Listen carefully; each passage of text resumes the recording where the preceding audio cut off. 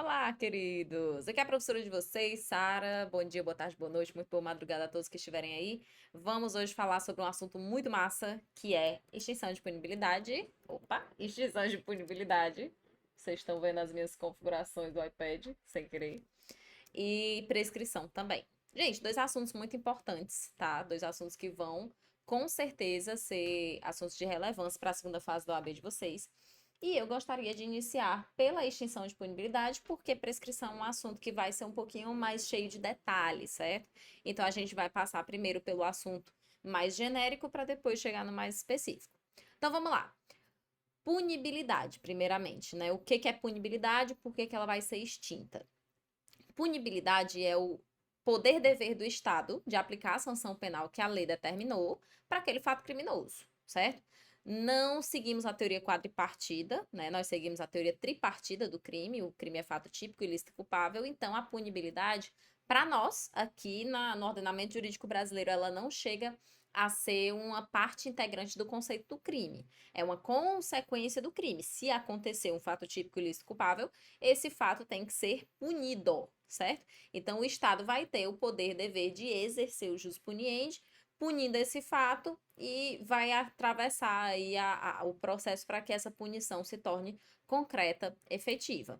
Por outro lado, né, que é o cerne aqui da nossa discussão de hoje, se houver uma extinção dessa punibilidade, o crime continua existindo, mas é um crime que não poderá mais ser punido. É um crime que existiu, contudo, a gente vai ter aí um impeditivo dessa punição acontecer por um motivo ou por outro.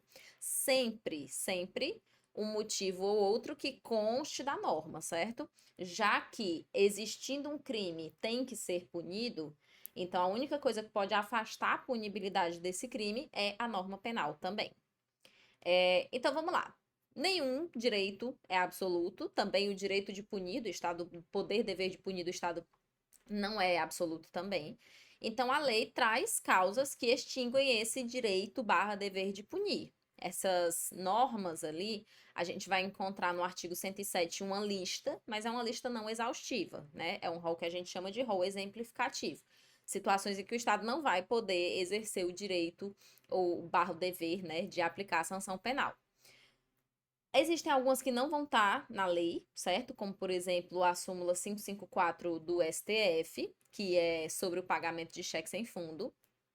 Então, nós temos aí uma disposição acerca de uma extinção da punibilidade que, excepcionalmente, não está na norma. Mas as outras, todas estão, tá? Só para todo mundo ficar tranquilo. Só vamos passar um pouquinho para essa súmula 554 aqui, que diz: o pagamento de cheque emitido sem provisão de fundos após o recebimento da denúncia não obsta ao prosseguimento da ação penal. Então, veja só, a emissão de cheques, né, pagar alguma coisa com cheque sem fundo, é uma modalidade do delito de estelionato. E por isso, por ser uma modalidade do delito de estelionato, é um delito que tem que ser punido pelo Estado, blá, blá, blá, blá, blá. Isso aí vocês já sabem. Existe uma possibilidade de haver um pagamento. Não, eu soltei esse cheque sem fundo, mas eu resolvi que eu ia pagar, né? Eu me arrependi, por exemplo, né? Não, resolvi que eu vou pagar. Essa pessoa que recebeu o cheque não vai ter nenhum tipo de prejuízo por minha causa, porque o valor do cheque vai ser coberto pela minha ação de fazer esse pagamento espontâneo, integral, voluntário. E aí o STF disse: bom, então vamos estipular aqui um momento até onde você pode pagar isso daí e ser algo muito positivo para você. Porque a gente já sabe que se houver um crime sem violência, sem grave ameaça, e o agente integralmente repara o dano ou integralmente restitui a coisa, ele já teria uma diminuição de pena do arrependimento posterior, que seria a diminuição de 1/3 a 2/3 da pena, o que já é muito bom. Mas no caso de cheque sem fundo, o STF fala nessa súmula que, olha, se você paga depois do recebimento da denúncia, isso não impede que você seja processado. Um raciocínio defensivo já olha essa súmula aí na argumentação, já diz: bom, STF, Se você está dizendo que pagar após a denúncia ser recebida, pagar após o recebimento da denúncia, não obsta o prosseguimento da ação penal, é porque pagar antes obstaria, não é? Então, por força da interpretação em contrário senso dessa súmula aqui, o pagamento integral do valor do cheque sem fundo, pago antes do recebimento da denúncia, extingue a possibilidade do agente, obsta, então, o prosseguimento da ação penal. E é só isso que essa súmula traz, tá? Não fica mais complicado do que isso. Vamos lá. Agora vamos para as causas de extinção de punibilidade que estão lá no artigo 107. Embora seja um rol exemplificativo, a gente vai passar pelo artigo 107 da mesma maneira. O artigo 107 já começa com uma bem interessante, que é o inciso 1, extingue-se a punibilidade, 1 pela morte do agente. Então, tem um princípio no direito penal que se chama mors omnia solvit, né? A morte vai resolver essa questão, na verdade seria omnia, né? Omnia seria para tudo. Ela vai resolver a ação penal, resolver no sentido de encerrar. Vocês lembram das condições resolutivas lá no direito civil? Pronto, é esse resolver.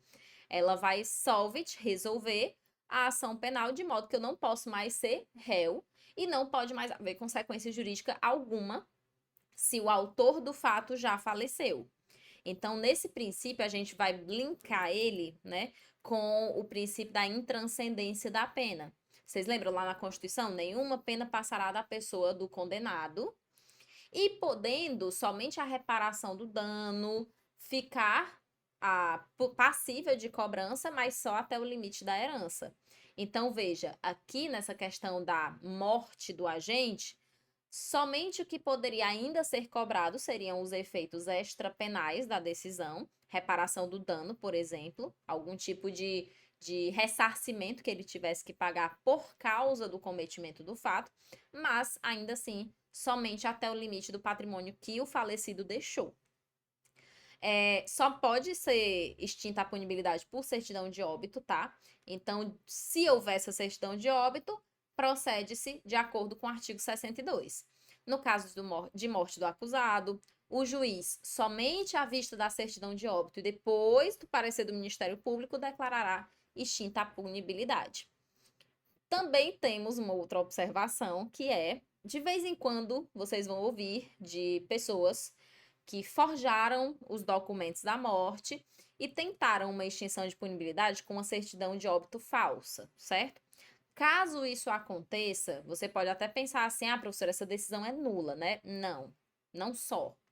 Decisões nulas são decisões que existem no mundo jurídico e que aí a gente pode avaliar a validade dela ou não. Mas aqui o STF, na verdade, vem um passinho atrás, diz, olha, se a decisão se fundamentou numa certidão de óbito falsa, existe um problema estrutural nessa decisão. Portanto, eu considero ela inexistente. Considerar nula é considerar que ela seria uma decisão que existiu juridicamente e que ela poderia gerar efeitos ou não.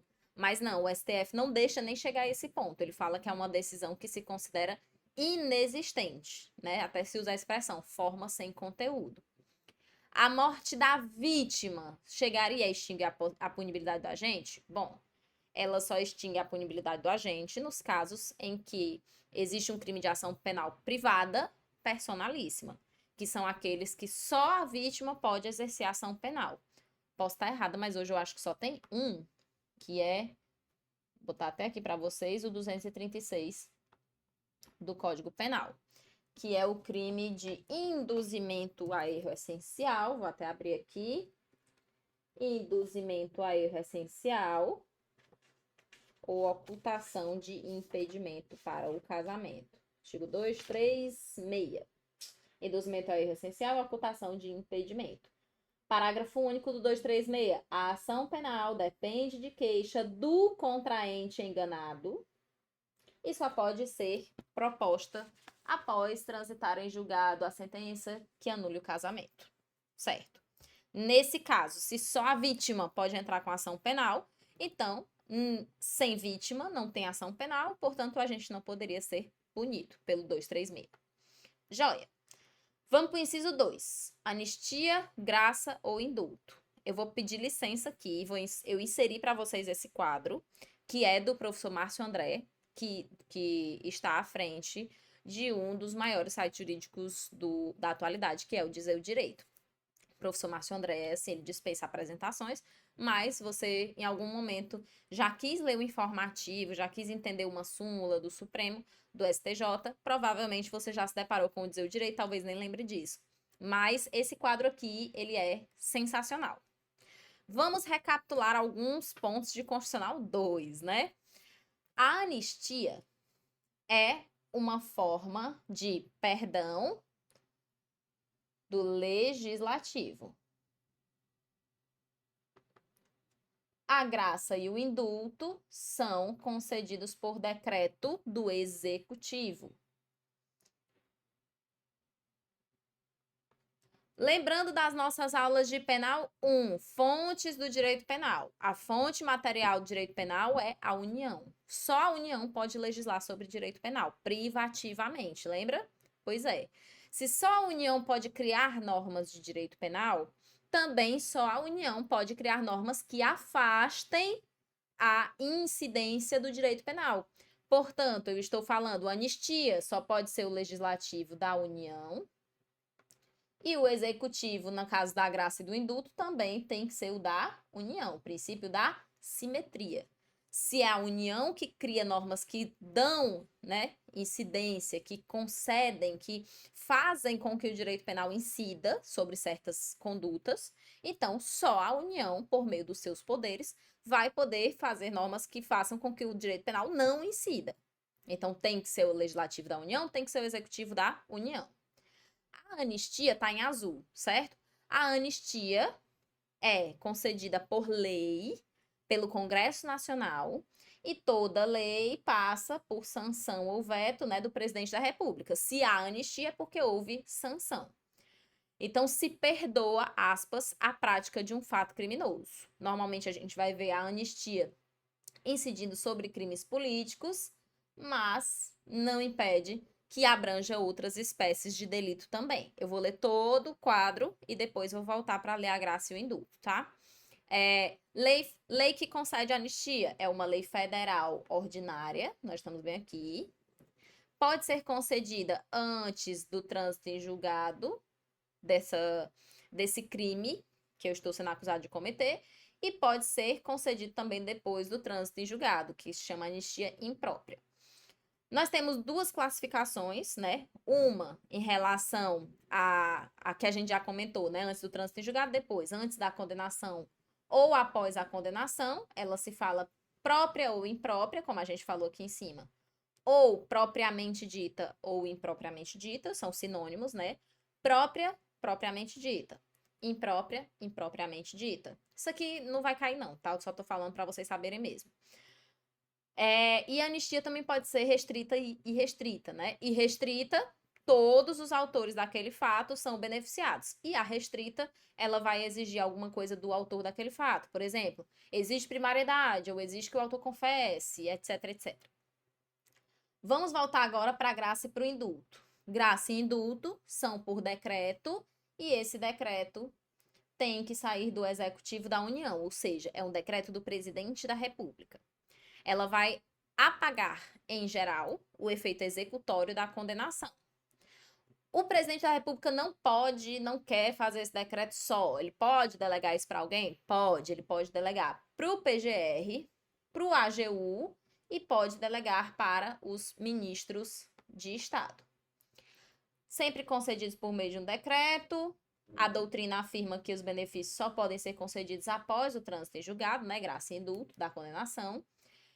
O indulto natalino, por exemplo, é uma exceção, porque às vezes existe a possibilidade da pessoa ter o benefício do indulto se transitou em julgado para condenação, se só a defesa recorreu, por exemplo, aí já tá bom. E nós temos também a possibilidade, as classificações, pleno parcial, condicionado, incondicionado, restrito e restrito. Só antes da gente avançar um pouco mais. Graça e indulto, gente, são duas coisas que a gente vai... É basicamente a mesma coisa. Os dois são por decreto, os dois são perdão dado pelo Executivo da União. Mas a graça é um indulto individual e o indulto, que se chama indulto coletivo, é um indulto realmente coletivo. Se eu chamo de indulto, geralmente eu tô falando, aliás, se eu chamo de indulto, com certeza eu estou falando de um indulto coletivo. E se eu falo de indulto individual, ou eu vou chamar indulto individual, ou eu vou chamar graça, certo? É só você lembrar que graça é o nome de uma pessoa e essa pessoa, graça, ela vai ser uma só, né? Então, o indulto individual é a graça e o indulto coletivo se chama só indulto mesmo. Sobre os efeitos, ó, a anistia extingue todos os efeitos penais do crime, mas deixa os efeitos civis. Assim como a gente pode pensar, não, mas e o indulto, ele não vai também ter essa incidência, todos os efeitos penais e extrapenais, principais e secundários? Não, elas só extinguem o efeito principal, que é a pena. Indulto só extingue pena, não extingue reincidência, por exemplo. Réu condenado, que foi beneficiado por graça ou indulto, se cometer novo crime, será reincidente. Réu anistiado, não. A anistia é um benefício que pode referir somente a fatos, atinge apenas aos que cometeram os fatos. E a graça e o indulto, nós temos essa diferenciação. Graça, benefício individual, que depende de pedido do sentenciado. O indulto é um benefício coletivo e é concedido de ofício. Todo ano sai o decreto do indulto natalino, né? Vocês podem lembrar disso. Nós temos também uma possibilidade de indulto humanitário, né, para aquelas pessoas que, de acordo com as instruções do decreto, elas vão sofrer de determinadas doenças ou elas vão estar com tantos anos de idade, mas esse indulto humanitário, conforme o STF, não se aplica aos crimes hediondos e aos crimes equiparados a hediondos. Tráfico de drogas privilegiado, por não ter natureza hedionda, tem possibilidade de haver, né, de o agente ser, como é que eu posso dizer? Contemplado pelo indulto. Nós temos precedentes aqui do STF. Adolescentes infratores podem sim ser beneficiados com indulto. De acordo com a súmula 338 do STJ, ela admite a prescrição penal das medidas socioeducativas, pois o indulto também seria aplicável nessa lógica. E acabou. Anistia, graça e indulto é isso. Inciso 3. Extingue-se a punidade do agente pela retroatividade de lei que não mais considera o fato criminoso. É a abolício criminis. Vocês viram isso em Penal 1 lá na faculdade. Então vamos lá. O que é abolício criminis? É uma norma nova que extingue uma determinada figura criminosa, e essa figura criminosa não é mais tipificada em lugar nenhum. Ela realmente faz a abolição do tipo penal. Para que exista mesmo um abolício criminis, o tipo penal não pode mais existir em lugar algum, certo? Eu posso fazer aqui uma lembrança para vocês. Em 2009, houve uma alteração no Código Penal referente ao delito de atentado violento ao pudor. Nós tínhamos duas figuras: o estupro, que era a conjunção carnal forçada, e o atentado violento ao pudor, que era forçadamente praticar outro ato libidinoso diverso da conjunção carnal. Essa lei que reformou os crimes contra a dignidade sexual em 2009, revogou o artigo 214, mas tudo que havia dentro do artigo 214 foi jogado no crime de estupro. Tanto que hoje a gente conhece o estupro como constranger alguém, mediante violência ou grave ameaça, a praticar ou permitir que com ele se pratique a conjunção carnal ou qualquer outro ato libidinoso diverso da conjunção carnal. Então, veja, não houve abolício criminis do atentado violento ao pudor, porque o conteúdo dele migrou para dentro do artigo 213, que é o estupro. Então, ali não houve abolício criminis. Agora, o crime de adultério foi abolido em 2005, porque havia, né, acho que era o 241, praticar adultério, 240 e... Não era 241, não. Era o 240. Errei por um, era o 240. Hoje vocês vão ver lá no VADMEC de vocês, revogado pela lei 11.106 de 2005. E ali, praticar o adultério depois que foi revogado, nenhuma outra norma trouxe adultério, a prática do adultério, como conduta criminosa. Ou seja, esse sim foi um caso de uma lei que vai deixar de considerar o fato criminoso e por isso ela é benéfica para o agente. E a gente sabe que toda lei benéfica para o agente retroage. Ela pode ser aplicada retroativamente. Então, quando surgiu a lei 11.106, que excluiu, que aboliu o adultério. Você sabe que no momento em que essa norma surgiu, porra, a partir daí, quem estivesse sendo processado por adultério não podia mais. Quem estivesse cumprindo pena por adultério não ia mais cumprir pena por adultério. Quem tiver, enfim, todas as possibilidades dessa pessoa sofrer algum tipo de sanção por um fato que a lei passou a não mais considerar criminoso já não era mais possível. Então, nós temos aí a abolício crimes como uma extinção de punibilidade. O Estado, antes de existir essa lei que não mais considera o fato criminoso, antes disso ele podia punir, agora ele não pode mais. Agora se extinguiu a punibilidade. Aqui é uma breve explicação do artigo 203 e 214. Vamos falar agora sobre prescrição, decadência e perempção, certo? Decadência e perempção, porque prescrição a gente vai falar um pouquinho mais para frente. Acho que nessa aula aqui, depende se a bateria do meu computador colaborar ou não. Mas, caso não colabore, nós vamos cindir essa aula em duas, nós vamos ter uma aula só para prescrição logo depois, certo? Eu vou disponibilizar as duas ao mesmo tempo, se for o caso. Se eu disponibilizar só um, vocês já sabem. Decadência, você já conhece, é velha conhecida de vocês a decadência. Por quê?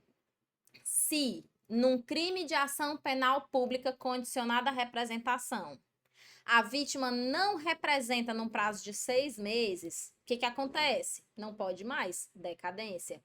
Se num crime de ação penal privada, a vítima não entra com a queixa no prazo de 6 meses, o que acontece? Não pode mais, decadência. Então, a decadência é a perda do direito de ação ou do direito de representação pelo decurso do tempo que a lei prevê. A lei prevê, para queixa e representação, 6 meses. Então, perdeu, né? Passaram-se esses 6 meses, então houve a decadência e o cara que ia ser processado já não pode mais.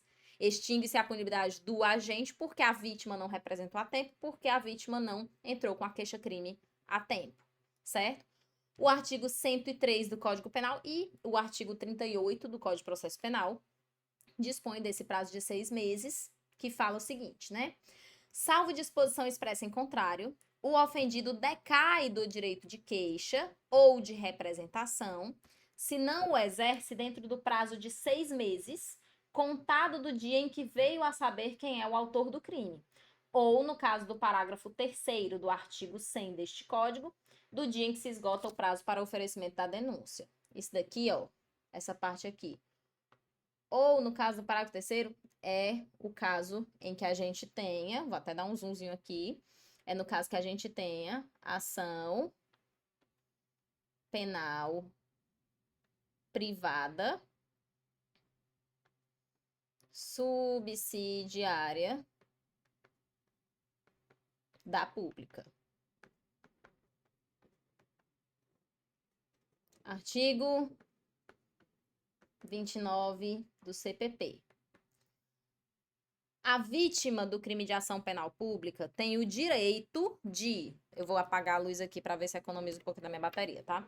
A vítima do crime de ação penal pública tem o direito de que o seu algoz seja processado. Só que como o crime é de ação penal pública, você vai reparar que, sendo crime de ação penal pública, porra, não vai dar para ele mesmo tomar as rédeas da situação. É o Ministério Público que tem que fazer essa denúncia.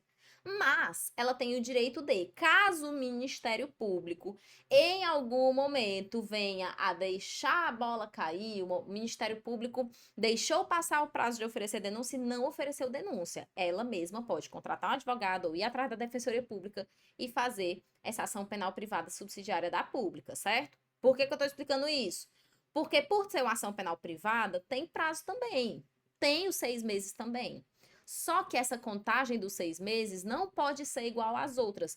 Na representação e na privada normal, a gente vai ter 6 meses a partir do dia do conhecimento da autoria, no dia em que veio a saber, quem é o autor do crime.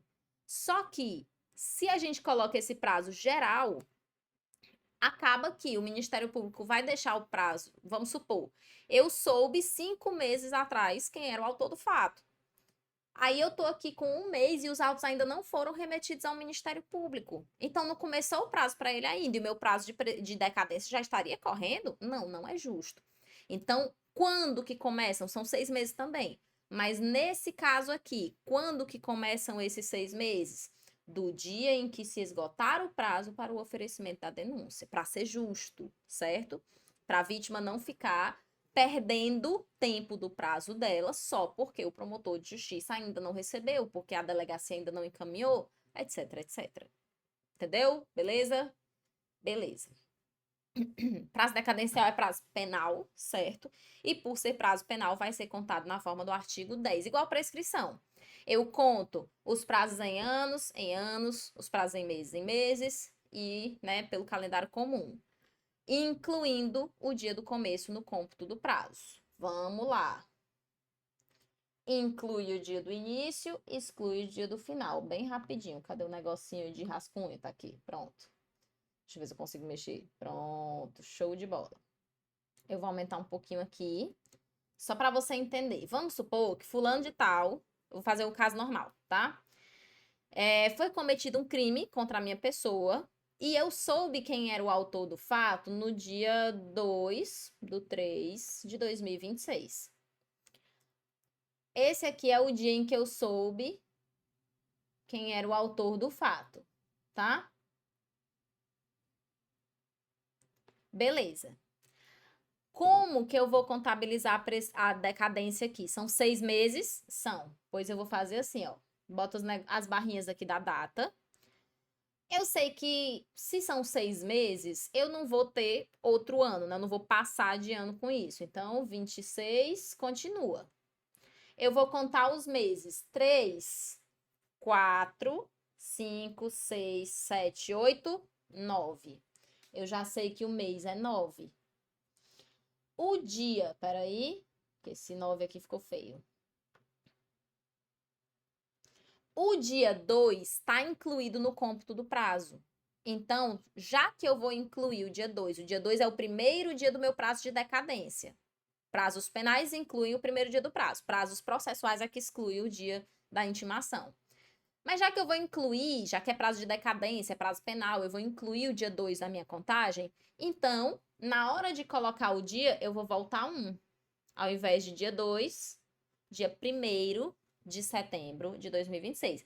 Esse aqui é minha deadline, é o último dia. Até esse dia eu tenho que entrar com a minha queixa-crime ou representar, se for o caso, de uma ação penal pública condicionada à representação.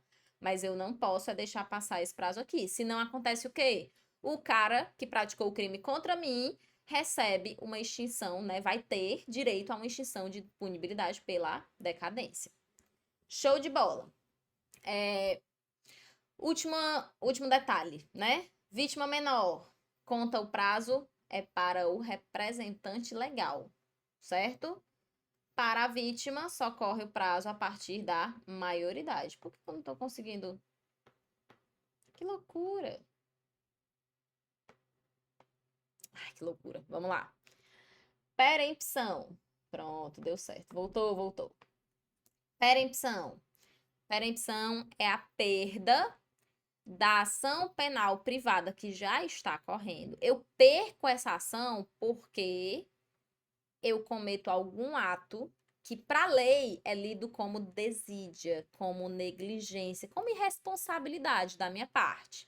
Veja só, todas as questões relacionadas à perempção, tudo que é de perempção, todas as hipóteses de perempção, estão aqui no artigo 60 do CPP, certo? Então, vamos lá. Nos casos em que somente se procede mediante queixa, ou seja, perempção não atinge a ação penal privada subsidiária da pública, porque é um caso em que se procede mediante queixa, porque a denúncia não foi feita a tempo. Mas a perempção é para os casos em que somente se procede mediante queixa, somente se procede mediante queixa. Eu não tô conseguindo usar um apontador, não sei que porra é essa. Desculpa. Mas é para os casos em que somente se procede mediante queixa. Então, não vai atingir a ação penal privada subsidiária da pública. Joia. Quando é que eu considero peremptação penal? Quando eu iniciei a ação penal, mas eu, promovente, deixei de dar andamento a ela durante 30 dias seguidos. Eu fui intimada para me manifestar. Eu deixei ao Léo 30 dias seguidos. Negligência, né? Vacilo. Pronto. Perempção. O juiz, assim que a outra parte, ela sempre, o juiz nunca vai perceber, né? A outra parte vai sempre se manifestar e dizer, doutor, a ação penal tá perempta, porque a querelante, a autora da ação penal, que é a vítima do crime, a querelante deixou de promover o andamento do processo durante 30 dias seguidos. Então, veja, é a defesa do réu que vai suscitar essa perempção. 2. Se o querelante falece ou passa a ser considerado incapaz, se no prazo de 60 dias não comparece para prosseguir no processo os seus parentes, o CAD, cônjuge, companheiro, ascendente, descendente, irmão. Se ele morre ou deixa de ser capaz para a vida, né, para fazer suas coisas, deixa de ter capacidade, então alguém tem que chegar no lugar dele. E tem um prazo para fazer isso. Não pode ficar esperando até um dia alguém se tocar e. Não, tem que ser ligeiro. Então, ó, em 60 dias, tem que entrar aí em cena algum parente dele para assumir o lugar do querelante. Não fez? Irresponsável, negligente, desidioso, descuidado. 3. Quando o querelante deixar de comparecer sem motivo justificado, ou seja, se tiver motivo, pode, tá? Se tiver motivo, pode deixar de comparecer a um ato que ele deve estar presente. E, né, também temos aí no mesmo inciso 3, também é perempção deixar de formular o pedido de condenação nas alegações finais. Olha só, um detalhezinho só. Um eu já falei, que é o querelante deixar de comparecer sem motivo justificado. Ou seja, se ele tiver justificativa, se ele tiver motivo para deixar de comparecer, tudo certo. Ele apresenta o atestado dele e isso não vai implicar em perempção. Outra coisa, o advogado do querelante não foi. Isso é casca de banana. Quem não pode deixar de comparecer com motivo justificado é o querelante. É o seu cliente. Você é advogado dele. Então, é o querelante. Às vezes diz assim, o advogado do querelante, né, você como advogado do querelante teve, né, não pôde comparecer. A parte contrária está alegando perempção. Você vai dizer negativo. Perempção é quando o querelante não comparece. Não é quando o advogado deixa de comparecer. E 4, quando, se o querelante é pessoa jurídica, essa pessoa jurídica se extingue, dão baixa nela e não deixa ninguém para continuar na ação penal. Isso também é perempção. Pronto, perempção foi. Prescrição, né, que a gente tem no inciso 4. A decadência, prescrição, decadência ou perempção. Decadência, perempção já foi. Prescrição, eu vou dar um breve, né, conceitozinho e a gente continua, porque, como eu já falei, a gente vai ver prescrição em tempo hábil, certo? Mas vamos lá. Prescrição, muito resumidamente, é quando o Estado perde o direito de punir ou de executar uma punição por causa do decurso do tempo também. O crime prescreveu, quer dizer que o Estado perdeu o tempo e agora não pode mais punir essa pessoa. O tempo passou e isso impede agora o Estado de punir esse agente acusado desse crime.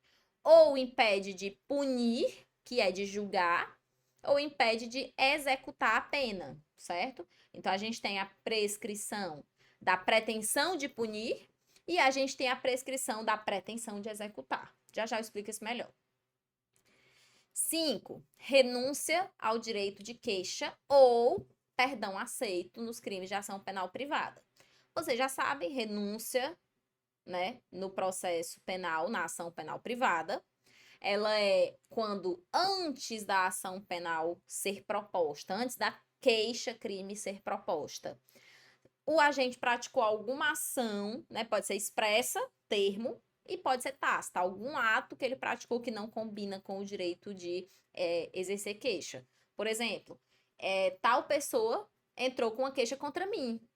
Mas ontem mesmo, ontem, não foi 6 meses atrás, não foi nada. Não foi antes do fato, mas ontem eu recebi um convite para ser madrinha da filha dele. Tá vendo como não combina? Gente, quem você processa, você quer que se lasque. Você não quer que essa pessoa seja madrinha da sua filha. Então você pode dizer, olha, excelência, ele pode até estar me processando agora, mas ontem tá aqui os registros, ele pediu para eu ser madrinha da filha dele. Isso aqui é renúncia tácita. E aí você vai dizer, né? Ele está dizendo, né? Se for expressamente, ele diz com todas as letras, mas se for tacitamente, ele está dizendo de outra maneira que ele não tem, não é compatível com o comportamento de querer me processar. E e o perdão, né? A gente chega já, mas o perdão é quando a gente tem um processo, uma queixa-crime que já está correndo, né? Às vezes tá aguardando audiência, já teve audiência, e o querelante não quer mais. Ele diz, não, cara, vamos tirar esse processo aqui, vamos desistir de tudo? Vamos. Então, vamos colocar um termo de perdão nos autos, e se o querelado aceitar, aí esse perdão vai gerar os seus efeitos. Por isso que aqui em cima fala do perdão aceito. O ofendido, o perdão é do ofendido. O ofendido oferece o perdão e se o querelado aceitar, aí tá extinta a punibilidade. Vamos lá. O direito de queixa não pode ser exercido, isso é o 104 do Código Penal, tá? CP. O direito de queixa não pode ser exercido quando renunciado, expressa ou tacitamente. Parágrafo único explicando a renúncia tácita. Importa a renúncia tácita ao direito de queixa a prática de ato incompatível com a vontade de exercer o direito de queixa. Não a implica, todavia, o fato de o ofendido receber a indenização do dano causado pelo crime. Isso aqui é muito importante. Exceto, até vou colocar aqui, salvo lei de juizados, tá? Salvo, acho que é o artigo 74 da 9.099. /95.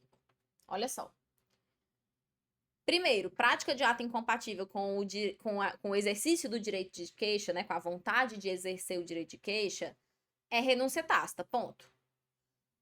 Uma coisa que foi deixada muito claro pelo finalzinho do parágrafo único é, olha, mas também não é porque o ofendido aceitou alguma espécie de reparação financeira, porque vamos lembrar de responsabilidade civil. O crime é um ato ilícito. Atos ilícitos podem gerar danos e danos vão chamar reparação, né? Porra, você bateu no meu carro? Isso pode, se você bateu porque quis, isso é crime de dano dolo é passivo de queixa, e ainda, assim, eu posso querer te processar criminalmente, mas eu também quero que pague o meu carro. São dois interesses que podem, né, coexistir. Então, veja, não é porque o ofendido recebeu indenização que ele renunciou o direito de queixa.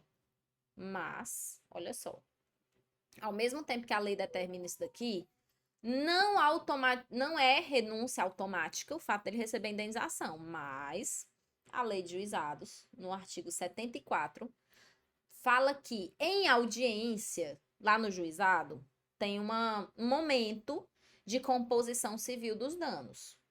Nesse momento, o juiz vai, inclusive, falar para as partes que, olha, se vocês fizerem um acordo, não vai mais haver ação penal.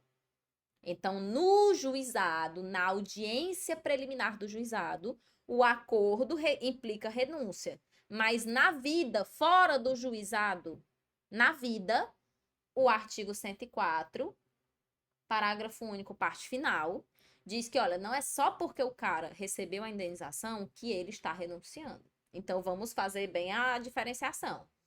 Para resumir, renúncia tácita é a prática de um ato incompatível com a vontade de processar alguém, certo? Processar criminalmente alguém, certo?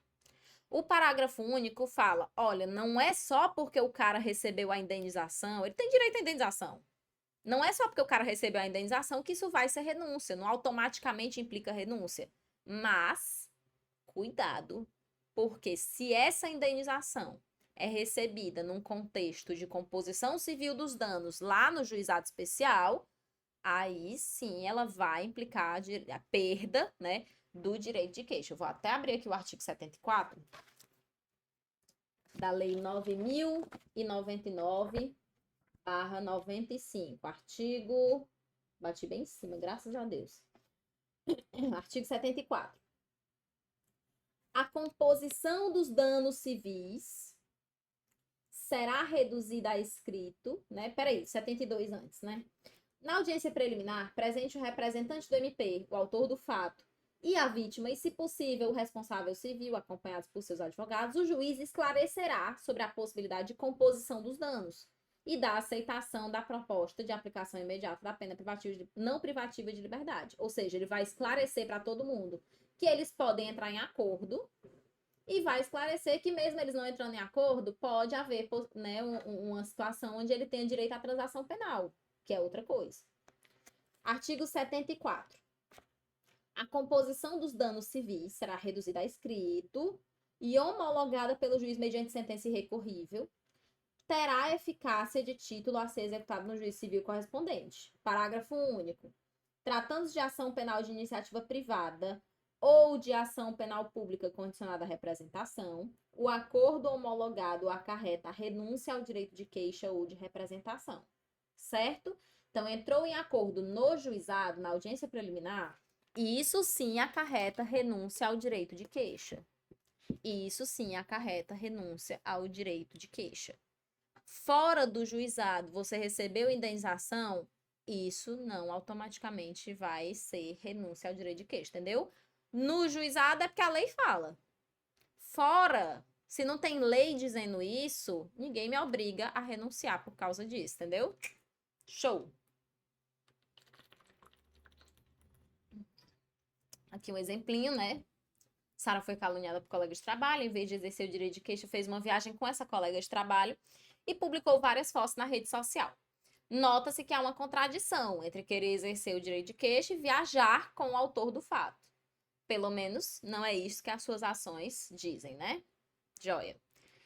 A renúncia, só para encerrar essa parte aqui, renúncia é ato unilateral. Quem renuncia? Só o autor do fato com as suas ações renunciará. O perdão não. O perdão é um ato bilateral. Artigo 50 e... Quanto, meu Deus? Peraí. Vou abrir o CPP aqui. Artigo, acho que é o 58.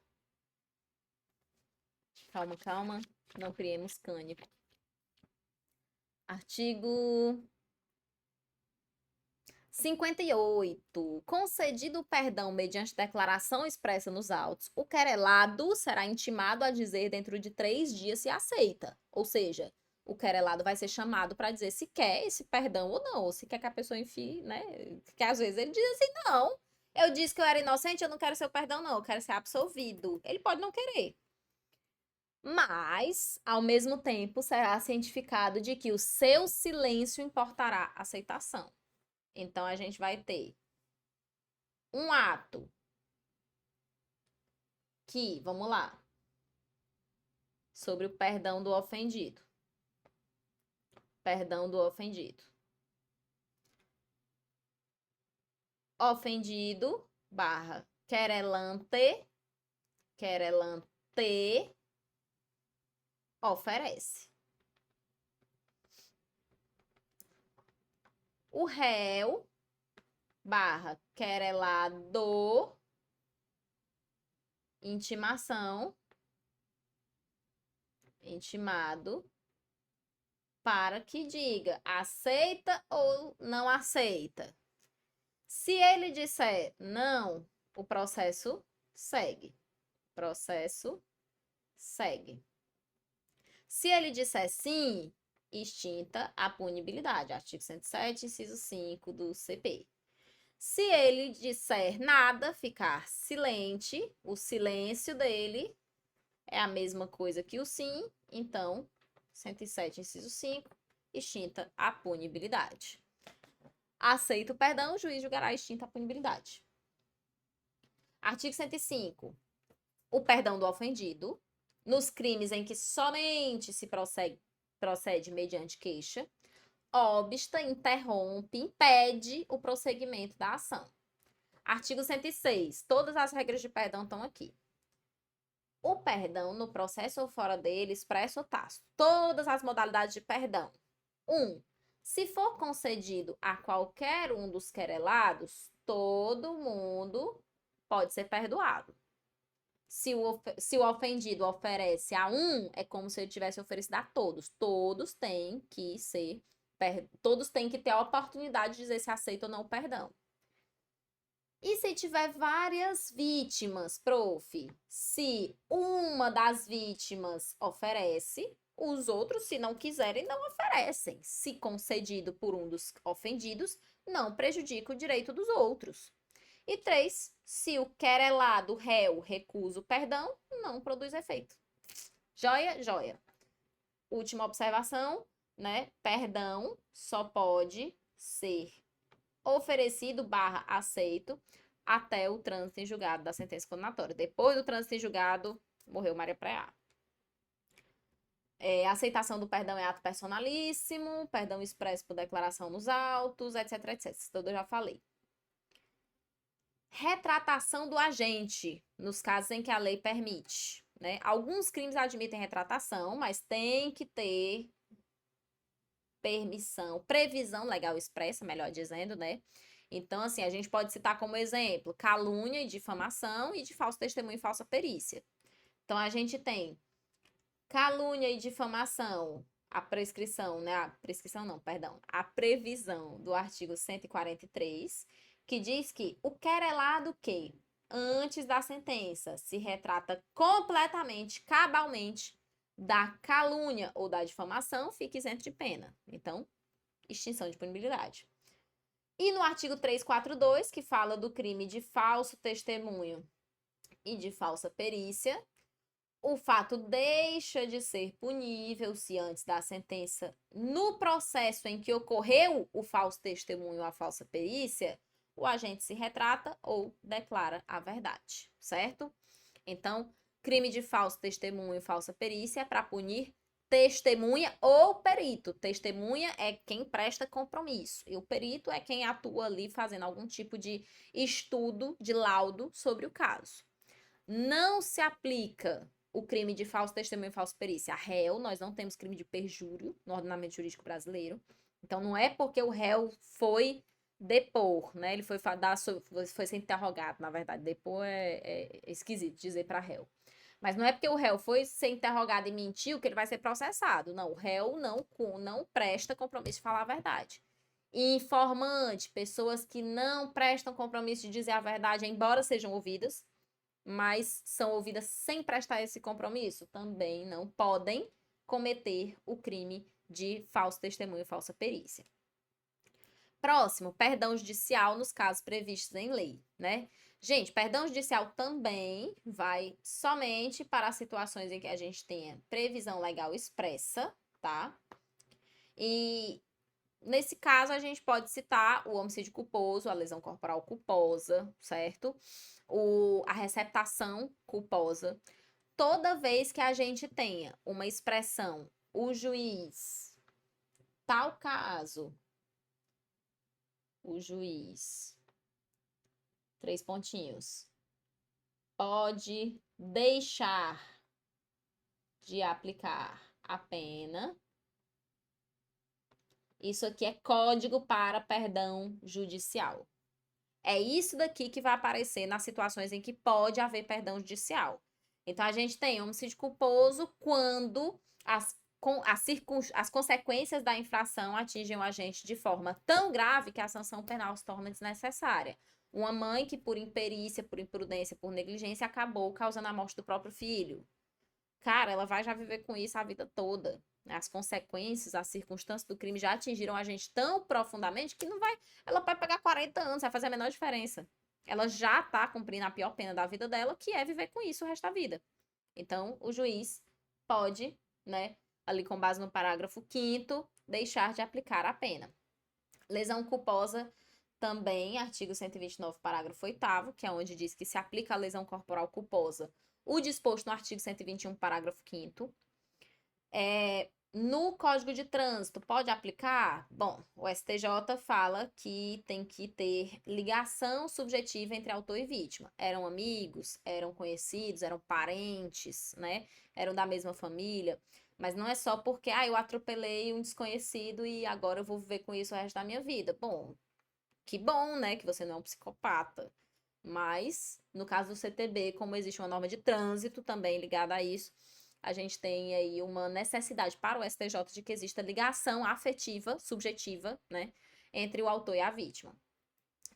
Injúria também tem, parágrafo 1º do artigo 140. Contravenção penal, quando existe ignorância ou errada compreensão da lei. E no artigo 4º, parágrafo 1º da lei de Orcrim, lei 12.850, artigo 4º. Conceder o perdão judicial desde que haja colaboração, tá? Aqui é colaboração ou delação.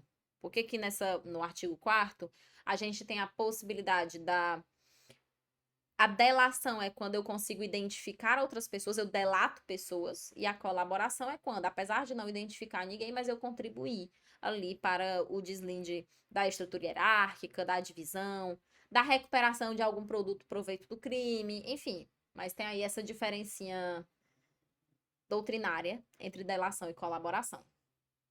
Perdão judicial concedido não é condenação, né? É extinção de punibilidade. Então, não conta para fins de reincidência, de acordo com o artigo 120 e a súmula 18 do STJ. Por fim, né, outras causas extintivas de punibilidade. No peculato culposo, nós temos o artigo 312, parágrafo 2º e 3º do CP, a suspensão condicional do processo no artigo 89 da Lei 9.099, se todo o período que o juiz estipulou, ele não faz nada de errado, cumpre todas as condições, então tem extinção de punibilidade. E também o acordo de não persecução penal cumprido integralmente. Também vai resultar em extinção de punibilidade. Bem que a gente diz que era um rol taxativo, que era um rol exemplificativo, né? Então tá aí outras causas extintivas de punibilidade que não estavam no artigo 107, mas também são causas extintivas de punibilidade. Certo. Gente, nós estamos em 52 minutos. Tá maravilhoso, tá lindo. Eu já vou interromper essa aula aqui, mas eu já vou subir a outra. Quando você estiver assistindo essa aula, já vai ter subido a aula de prescrição. Mas essa daqui vai ficar para causas extintivas de punibilidade. Um grande beijo a todos e até já já. Até já já!